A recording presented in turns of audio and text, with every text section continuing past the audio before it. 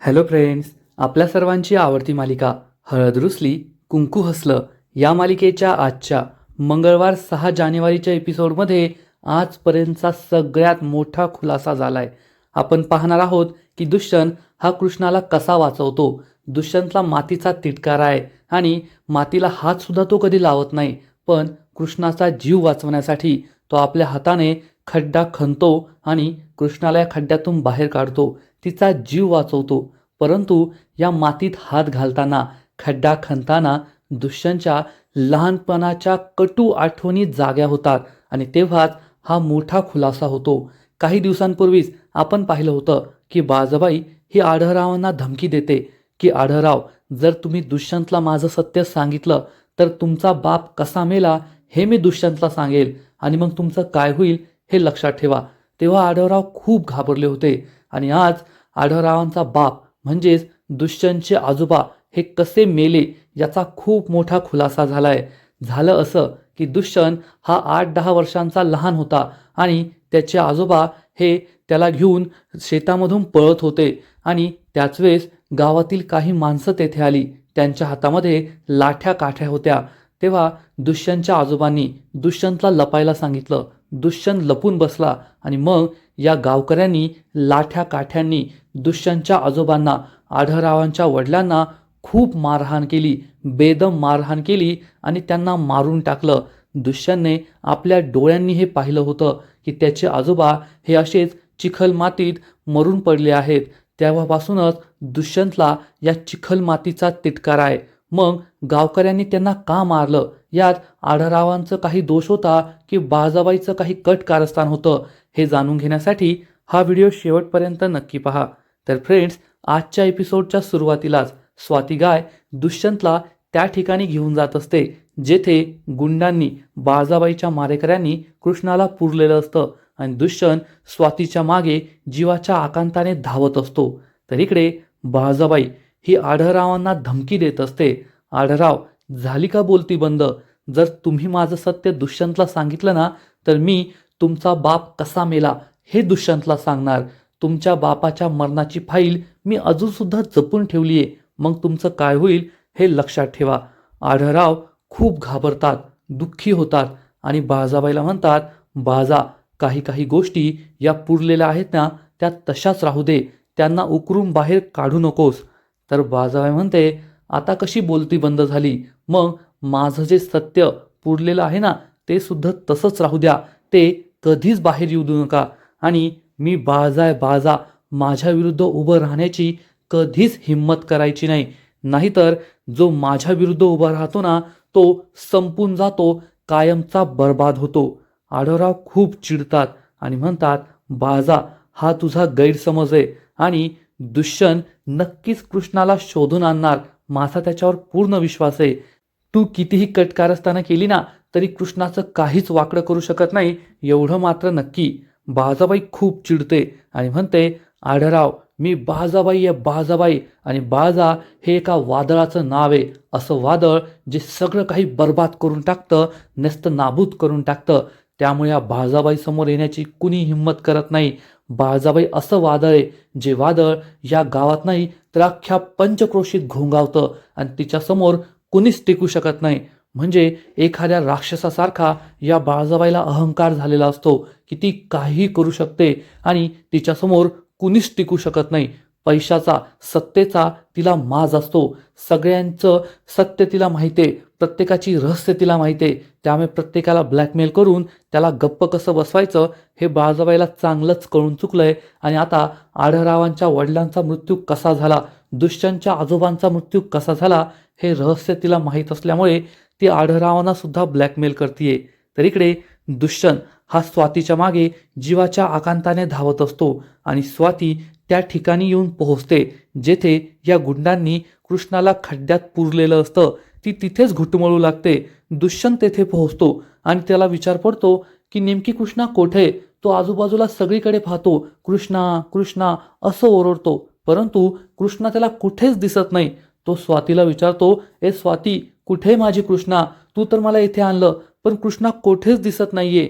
पण स्वाती गाय हंबरडा फोडते, जोरात ओरडते, पण दुष्यंतला हे कळतच नाही की स्वाती सांगण्याचा प्रयत्न करते की कृष्णाला येथे जमिनीत पुरलंय, आणि कोणालाही कसं कळणार, म्हणजे हा विचार कोणाच्याही मनात येणार नाही की एखाद्या माणसाला, एखाद्या व्यक्तीला चक्क जमिनीत पुरलंय. त्यामुळे दुष्यंतला सुद्धा समजत नाही.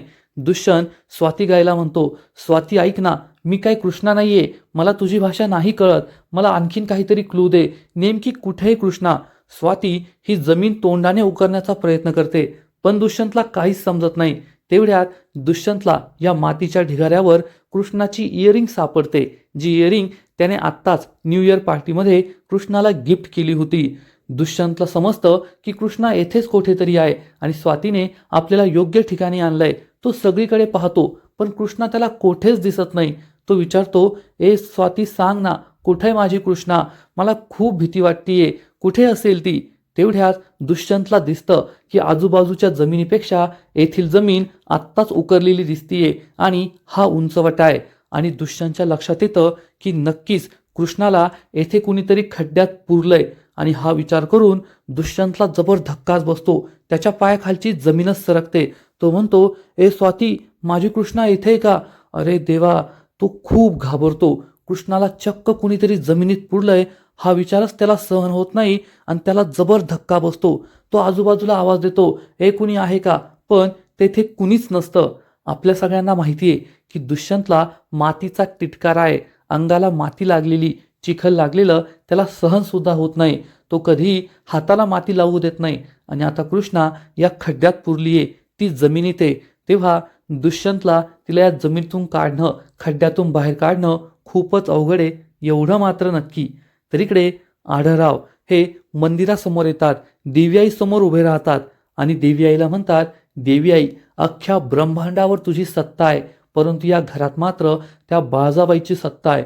तुझ्या समोरच मागील अनेक वर्षांपासून या घरात असत्य जिंकत आलंय, खोटेपणाचा विजय होत चाललाय आणि तू काहीच केलं नाही. मला माहिती आहे, कदाचित ही माझी आणि माझ्या कुटुंबाची पापं असतील, ज्यांची फळं आम्हाला भोगावी लागली. पण आता कृष्णा या घरात आलीये, दुष्यंतसारखा चांगला मुलगा या घरात आहे, त्यांच्यावर सुद्धा त्या बाळजाबाईची पापी अभद्र छाया नको पडू देऊस. आणि कृष्णा ही गायब झालीये, ती तर तुझी किती मोठी भक्त आहे, रात्रंदिवस तुझी सेवा करत असते, तुझं नाव तिच्या तोंडात असतं, आणि आता या बाळजाने तिलाच गायब केलंय. कृष्णा कोठे हे कोणालाच माहीत नाहीये. मी तुझ्यासमोर हात जोडतो, भीक मागतो, पण कृष्णा कोठे हे आम्हाला लवकरात लवकर कळू दे. आणि ज्यांना हे माहिती ना, त्यांनीच तिला गायब केलंय, ते तरी कसे सांगणार. देवीआई, चमत्कार कर, मी तुझ्यासमोर भीक मागतो. माझा दुष्यंत कृष्णाला शोधायला गेलाय, त्याला कृष्णा लवकरात लवकर सापडू दे आणि कृष्णा या घरात लवकरात लवकर परत येऊ दे. देवीआई, फक्त या घराचीच नाही तर अख्ख्या पंचक्रोशीची, गावातील प्रत्येक माणसाची शेवटची आशा म्हणजे कृष्णा आहे, की त्यांचं आयुष्य सुधारेल, त्यांचा आयुष्याचा तारणहार कुणीतरी आहे. आजपर्यंत माझ्या कृष्णाने खूप पुण्य केली आहेत, प्रत्येकाला मदत केली आहे. देवीआई, तिला वाचव, मी तुझ्यासमोर हात पसरतो, भीक मागतो, असं म्हणून आढळराव हे देवीआईची प्रार्थना करतात. फ्रेंड्स, एकूणच जेव्हा आढळराव देवीआईची प्रार्थना करत असतात ना, हा सीन खूप इमोशनल आहे. खरं सांगायचं तर कृष्णा आढळरावांची मुलगी नाहीये, त्यांची सून आहे, पण आढळरावांनी तिला आपली मुलगी मानलंय. आणि जेव्हा एक बाप हा आपल्या मुलीसाठी रडतो, देवासमोर प्रार्थना करतो, तेव्हा प्रत्येकाचाच ऊर भरून येईल, सगळेच इमोशनल होतील, एवढं मात्र नक्की. आणि इकडे दुष्यंतला देवीआईने चमत्कार दाखवलेला असतो. आढळरावांची इच्छा पूर्ण झालेली असते, त्यांचं मागणं पूर्ण झालेलं असतं. दुष्यंतला समजलेलं असतं की कृष्णाला कोठे ठेवलंय, कृष्णाला या जमिनीमध्ये पुरलंय. परंतु दुष्यंतला समजतच नाही की मी कृष्णाला बाहेर कसा काढू. तो आजूबाजूला पाहतो, एखादं अवजार आहे का, हत्यार आहे का, ज्यामुळे त्याला जमीन खोदता येईल, पण त्याला काहीच सापडत नाही. आजूबाजूला कोणी माणूसही नसतो जो त्याला मदत करू शकतो. आणि दुष्यंत या खड्ड्याजवळ बसतो आणि या मातीला हात लावण्याचा प्रयत्न करतो. पण आपल्या सगळ्यांना माहिती आहे की दुष्यंतला मातीचा किती तिटकारा आहे. दुष्यंत हा मातीला हात सुद्धा लावत नाही. आणि आता दुष्यंतला संपूर्ण खड्डा उकरून काढायचा आहे, तो सुद्धा आपल्या हाताने. त्यामुळे तो चांगलाच थांबतो, घाबरतो, त्याला मातीचा फोबिया आहे, तो खूप घाबरतो, त्याला घाम येतो. आता ही मातीला हात कसा लावायचा, खड्डा कसा खणायचा, हाच प्रश्न त्याला पडतो. दुष्यंतला आठवतं की त्याची आणि कृष्णाची पहिली भेट अशीच चिखलात झाली होती. जेव्हा कृष्णा त्याच्या गाडीच्या समोर आली, हे दोघे खाली पडले आणि दुष्यंतच्या अंगाला चिखल लागला होता. तो संपूर्ण चिखलात माखला होता आणि त्याचं कृष्णाशी किती भांडण झालं होतं. त्यानंतर सुद्धा अनेकदा दुष्यंतला या चिखलाचा आणि मातीचा त्रास झाला होता. दुष्यंत कृष्णाला म्हणतो, कृष्णा, तुला माहिती आहे मला हे माती चिखल नाही आवडत, मला त्याचा तिटकारा आहे, पण आज तुझ्यासाठी मी ते सगळं बाजूला सारणार आहे. असं म्हणून दुष्यंत आपल्या हातानेच ही माती उकरू लागतो. हा खड्डा उकरण्याचा प्रयत्न करतो, परंतु त्याच्या हाताला लागतं, बोटांना लागतं आणि त्याला त्रास होतो. आणि त्याच वेळेस दुष्यंतचा आणि आढळरावांचा भूतकाळ दुष्यंतच्या समोर येतो. अशी घटना ज्यामुळे एवढा वेळ बाळजाबाई हे आढळरावांना ब्लॅकमेल करत होती आणि दुष्यंतलाच हे सगळं आठवतं. दुष्यंतला आठवतं की तो लहान होता, फक्त 8-10 वर्षांचा.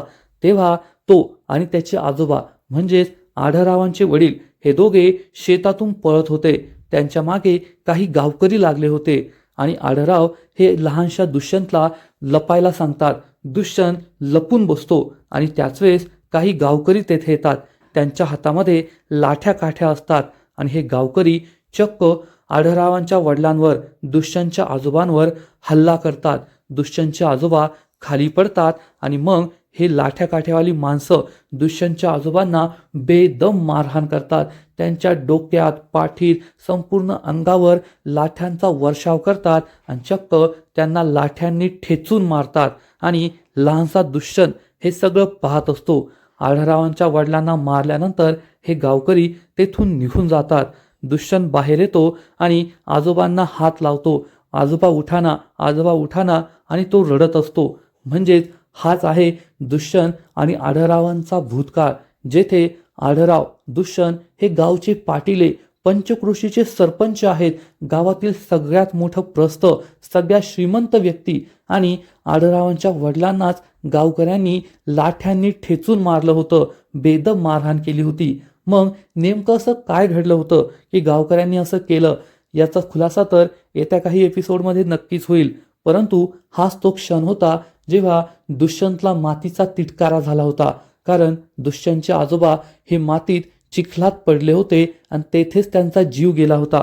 आणि तेव्हापासूनच दुष्यंतला मातीचा आणि चिखलाचा तिटकारा आहे. तो माती आणि चिखलाला हात सुद्धा लावत नाही. दुष्यंतला हे सगळं आठवतं. तो खूप घाबरतो, पण तो स्वतःला सावरतो आणि पुन्हा एकदा माती उकरू लागतो. कृष्णाला बाहेर काढण्यासाठी प्रयत्न करू लागतो. तर इकडे आढळराव हे देवी आईसमोर असलेलं पूजेचं ताट पाहतात. यामध्ये दिवा असतो. ते दिवा लावतात आणि देवी आईची आरती सुरू करतात, आराधना सुरू करतात. तर इकडे दुष्यंत हा आपल्या हातानेच हा खड्डा उकरण्याचा प्रयत्न करत असतो, माती उकरत असतो. परंतु हाताने खड्डा खणणं हे काही सोपं नसतं. दुष्यंतला खूप त्रास होत असतो, परंतु कृष्णाच्या प्रेमासाठी, कृष्णाला वाचवण्यासाठी तो जीवाच्या आकांताने हे करत असतो. कृष्णा, लवकर बाहेर ये, माझं तुझ्यावर खूप प्रेम आहे, मी तुला नाही गमावू शकत, असं बोलत बोलत तो कृष्णाला बाहेर काढण्याचा प्रयत्न करत असतो. तर इकडे आढळराव हे देवी आईची प्रार्थना करत असतात, आरती करत असतात. काही करून माझ्या कृष्णाला वाचव, दुष्यंतला ती सापडू दे, म्हणून त्यांची प्रार्थना सुरू असते. तर इकडे दुष्यंत हा खड्डा उकरत असतो आणि शेवटी दुष्यंतला कृष्णाचा हात दिसतो. कृष्णाचा हात या खड्ड्याच्या बाहेर येतो.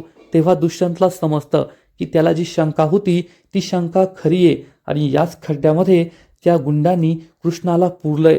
दुष्यंतला जबर धक्काच बसतो. त्याचा विश्वासच बसत नाही आणि तो पुन्हा एकदा पूर्ण प्रयत्न करून हा खड्डा उकरण्याचा प्रयत्न करतो आणि थोड्याच वेळात तो हा संपूर्ण खड्डा उकरतो आणि कृष्णाला या खड्ड्यातून बाहेर काढतो. फ्रेंड्स, खरंच हा सीन खूप जबरदस्त आहे. आजपर्यंत हळद रुसली, कुंकू हसलं या मालिकेतील सगळ्यात जबरदस्त सीन, जेथे दुष्यंत हा आपल्या प्रेमासाठी, कृष्णासाठी स्वतःची भीती विसरून हा संपूर्ण खड्डा हाताने उकरतोय. आणि तुम्ही सुद्धा हा सीन पाहताना खूप इमोशनल व्हाल, एवढं मात्र नक्की. दुष्यंत कृष्णाला या खड्ड्यातून बाहेर काढतो, परंतु एवढा वेळ या खड्ड्यात असल्यामुळे, ऑक्सिजन न मिळाल्यामुळे कृष्णाचा श्वास थांबलेला असतो. कृष्णा ही निश्चित पडलेली असते. दुष्यंत खूप रडू लागतो. कृष्णाला म्हणतो, ए कृष्णा, डोळे उघड ना, काय झालंय तुला, मी तुला नाही गमावू शकत. पण कृष्णा डोळेही उघडत नाही, काही बोलतही नाही आणि तिचा श्वास सुद्धा थांबलेला असतो. कृष्णाचा श्वास थांबलाय हे दुष्यंतला समजतं आणि दुष्यंत ढसाढसा रडू लागतो. तो कृष्णाला जवळ घेतो आणि म्हणतो, कृष्णा, तू मला सोडून नाही जाऊ शकत. माझं तुझ्यावर खूप प्रेम आहे. I love you Krishna. आणि तू जर मला सोडून गेली तर मी कसा जगणार? कृष्णा, उठ ना, डोळे उघड ना, उठ ना कृष्णा. परंतु कृष्णा ही काहीच बोलत नाही, श्वास घेत नाही. ती निश्चित पडलेली असते. खरं सांगायचं तर तिचा जीव गेलेला असतो. तर इकडे आढळराव हे आरती थांबवतात. पुन्हा एकदा देवी आई समोर हात जोडतात आणि म्हणतात, देवी आई, माझ्या कृष्णाला वाचव. पण त्याच वेळेस हा दिवा विझू लागतो. दिव्याची ज्योत फडफडत असते. त्यामुळे आढळराव खूप घाबरतात. कृष्णाचा जीव धोक्यात आहे असं त्यांना वाटतं. तर इकडे दुष्यंत हा जीवाच्या आकांताने रडत असतो. देवी आईला प्रार्थना करतो, देवी आई, मी माझ्या कृष्णाशिवाय नाही जगू शकत. मी तिला नाही गमावू शकत. जर मी आयुष्यात एखादं जरी पुण्य केलं असेल ना, तर त्या पुण्याचं फळ मला दे आणि माझ्या कृष्णाला परत पाठव. माझ्या आयुष्यात तिला राहू दे, तिला जिवंत कर. आणि देवी आई ही दुष्यंतची प्रार्थना ऐकते आणि त्या क्षणी कृष्णा ही डोळे उघडते आणि इकडे दिव्याची ज्योत सुद्धा नॉर्मल होते. त्यामुळे आढळरावांना सुद्धा वाटतं की देवी आईने माझी प्रार्थना ऐकली आहे आणि कृष्णा सुखरूप आहे. इकडे कृष्णा डोळे उघडते, श्वास घेते. त्यामुळे दुष्यंत हा प्रेमाने तिला कवटाळतो, मिठी मारतो आणि म्हणतो, थँक्यू देवी आई, खरंच तू माझी प्रार्थना ऐकलीस. माझी कृष्णा बरी झाली आहे, ती सुखरूप आहे. आणि दुष्यंत कृष्णाला कवटाळून ढसाढसा रडू लागतो. इकडे आढळराव सुद्धा देवी आईचे आभार मानतात की देवी आई, नक्कीच तू माझ्या कृष्णाला सुखरूप ठेवलं असेल. दुष्यंतला कृष्णा सापडली असेल, अशीच कृपा आमच्यावर राहू दे. तर दुष्यंत हा कृष्णाला जवळ घेतो. कृष्णाचे पूर्ण त्राण गेलेले असतात. तिला डोळे उघडण्याची, काही बोलण्याची ताकद सुद्धा राहिलेली नसते. तेव्हा दुष्यंत हा तिला कवटाळून रडू लागतो आणि म्हणतो, कृष्णा, कोठे गेली होतीस तू? असं सोडून कुणी जातं का न सांगता? तुला माहितीये का मी किती घाबरलो होतो. सगळीकडे तुला शोधलं पण तू मला कोठेच सापडत नव्हती. शेवटी स्वातीने मला इथे आणलं आणि मग मी तुला या खड्ड्यातून बाहेर काढलं. कुणी केलं हे सगळं? कृष्णाला काहीच बोलण्याची त्राण राहिले नसतात. ती काहीच बोलत नाही. तेव्हा दुष्यंत हा पुन्हा एकदा देवी आईचे आभार मानतो. देवी आई, खूप थँक्यू. तू माझ्या कृष्णाला माझ्या आयुष्यात परत पाठवलं, नाहीतर मी जगूच शकलो नसतो. दुष्यंत कृष्णाला म्हणतो, कृष्णा, तुला माहितीये का, आज मी मातीतून तुला बाहेर काढलं. तुला तर माहितीये मला मातीचा किती तिटकार आहे, पण तुझ्यासाठी मी ते सगळं विसरलो. त्या भीतीतून मी बाहेर पडलोय. पहा, आता मला मातीचं काहीच वाटत नाही. कृष्णा दुष्यंतकडे आश्चर्याने पाहते आणि कसंबसं त्याला विचारते, माझ्यासाठी का? दुष्यंत म्हणतो, हो कृष्णा, तुझ्यासाठी, फक्त तुझ्यासाठी. कारण माझं तुझ्यावर खूप प्रेम आहे. मी तुझ्यावर खूप प्रेम करतो. I love you Krishna. आणि हीच प्रेमाची ताकद आहे. आज मला प्रेमाची ताकद समजली आहे. दुष्यंतचा आपल्यावर प्रेम आहे. तो आपल्याला आय लव्ह यू म्हणतोय, म्हणून कृष्णालाही आनंद होतो. दुष्यंत कृष्णाला पुन्हा एकदा कवटाळतो, तिला मिठी मारून रडू लागतो. एकूणच हा सीन खरंच खूप इमोशनल आहे. फ्रेंड्स, तुम्हाला सुद्धा हळद रुसली, कुंकू हसलं ही मालिका आवडत असेल तर आजपर्यंतचा हा सगळ्यात भारी सीन आहे एवढं मात्र नक्की. कृष्णाला त्रास होतोय. बाळजाबाईने कट कारस्थान करून तिला जमिनीत पुरलं होतं. तिचा जीव हा जाता जाता वाचलाय, परंतु तिला दुष्यंत मिळालाय. ते म्हणतात ना, वाईटातून चांगलं घडत असतं, तसं या वाईटातून हे चांगलं घडलंय की दुष्यंतला त्याच्या प्रेमाची जाणीव झालीये. तो कृष्णावर प्रेम करतो हे त्याला समजलंय आणि शेवटी तो कृष्णाला आय लव्ह यू म्हणालाय. आपल्या प्रेमाची कबुली त्याने दिलीये. दुष्यंत कृष्णाला जवळ घेतो आणि ढसाढसा रडू लागतो. कृष्णाच्या डोळ्यात सुद्धा पाणी असतं. खरंच हा सीन खूप भारी आहे आणि तुम्हाला हा सीन पाहताना नक्कीच मजा येईल एवढं मात्र नक्की. आणि तुमच्या डोळ्यात पाणी सुद्धा येईल. हा सीन तर भारी होता. आणि मग त्यानंतर सकाळ होते, दिवस उजाडतो आणि बाळजाबाई तिच्या रूममध्ये आराम खुर्चीवर मस्त आराम करत बसलेली असते आणि मनातल्या मनात विचार करते, शेवटी नवीन वर्षाचा सूर्य उगवला आणि कृष्णाची मावळती झाली. कृष्णा मावळली. माझ्या आयुष्यातील सगळ्यात मोठा काटा कायमचा निघून गेला. आत्तापर्यंत कृष्णाने शेवटचा श्वास घेतलेला असेल, ती मेली असेल असा विचार करून बाळजाबाई खूप खुश होते आणि मनातल्या मनातच कृष्णाला श्रद्धांजली देऊन टाकते. पण त्याच वेळेस आढळराव तेथे येतात आणि बाळजाबाईकडे वाकड्या नजरेने डोळे मोठे मोठे करून पाहू लागतात. बाळजाबाई विचारते, उरात धग आणि डोळ्यात आग. आढळराव स्वतःच जवळून जाल. तर आढळराव चिडून म्हणतात, ही पेटवा पेटवीची काम आहे ना तुझी आहे, तुला चांगली जमतात, मला नाही जमत. आणि आता सुद्धा तुझ्या चेहऱ्याकडे पाहून हेच वाटतंय की तू असाच पेटवा पेटवीचा काहीतरी विचार करते. तर बाजवाई म्हणते, काय आढळराव, नवीन वर्ष सुरू झालंय, मी कशाला पेटवा पेटवीचा विचार करेल, मी तर खूप टेन्शनमध्ये आहे. आढळराव विचारतात, कसलं टेन्शन, अजून कृष्णा सापडली नाहीये आणि तुझ्या चेहऱ्यावर हा आनंद दिसतोय, कसलं टेन्शन.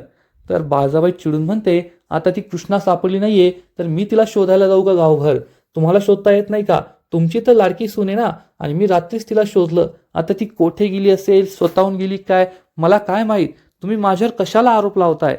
तर आढळराव म्हणतात, तुझा आरोप लावत नाहीये, माझा तुझ्यावर पूर्ण विश्वास आहे की हे जे काही झाले ना सगळं तूच केलंय, कृष्णाला गायब करण्यात तुझाच हात आहे. पण एक लक्षात ठेव की कृष्णा ही नक्कीच परत येणार, आणि हे तू लिहून ठेव, तू तोंडावर पडणार आहे. बाजाबाई चिडून म्हणते, स्वतःवर एवढा कॉन्फिडन्स. तर आढळराव म्हणतात, स्वतःवर नाही, माझ्या लेकावर, कारण दुष्यंतने ठरवलंय ना की तो कृष्णाला परत आणणारच, तो कृष्णाला शोधायला गेलाय, मग तो आकाश पाताळ एक करेल पण कृष्णाला नक्की शोधून आणणार. आणि थोड्याच वेळात कृष्णा आणि दुष्यंत घरी येतात की नाही ते पहा, तुझा प्लॅन फ्लॉप होणार आहे. बाळासाबाई खूप चिडते आणि त्याच वेळेस दुष्यंत कृष्णाला घेऊन घरी परत येतो. दुष्यंत आणि कृष्णाची अवस्था खूप बिकट असते, दोघांचं अंग मातीने पूर्णपणे माखलेलं असतं.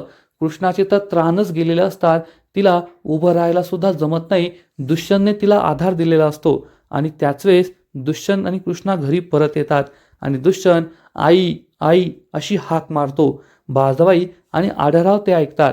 आढळराव बाळासाबाईला म्हणतात, पाहिलं की नाही, मी काय म्हटलो ते तुला कळलंच असेल. आणि आढळराव बाळासाबाई दोघेही घराबाहेर येतात. त्यांच्या मागे मागे सावित्री, पूजा, बंब्या, दलपत, मैनावती सगळे बाहेर येतात. आणि कृष्णा आणि दुष्यंतची ही अवस्था पाहून सगळ्यांच्याच पायाखालची जमीन सरकते की या दोघांच्या अंगाला एवढी माती का लागलीये आणि कृष्णा दुष्यंतची ही अवस्था का झालीये. कृष्णा जिवंत आहे हे पाहून बाळासाबाईच्या पायाखालची जमीनच सरकते. तिचा विश्वासच बसत नाही की कृष्णा जिवंत आहे आणि ती खड्ड्यातून बाहेर आलीये. पण बाळासाबाई ही कृष्णाला पूर्णपणे दुर्लक्षित करते, इग्नोर करते आणि दुष्यंतला विचारते, ए दुष्यंत, हे काय झालं तुला, तुझ्या अंगाला एवढी माती कशी लागली, आणि तू मातीत लोवला की काय, मातीत पडला की काय, माधव काका लवकर फिल्टरचं पाणी घेऊन या, दुष्यंतच्या अंगाला माती लागलीये. आणि हे सगळं पाहून दुष्यंत सुद्धा चिडतो. दुष्यंत बाळासाबाईला म्हणतो, आई माझ्याकडे नको लक्ष देऊ, कृष्णाकडे लक्ष दे, पहा तिची अवस्था काय झालीये, तिला किती त्रास होतोय. सगळेजण घाबरतात की कृष्णाला नेमकं काय झालंय.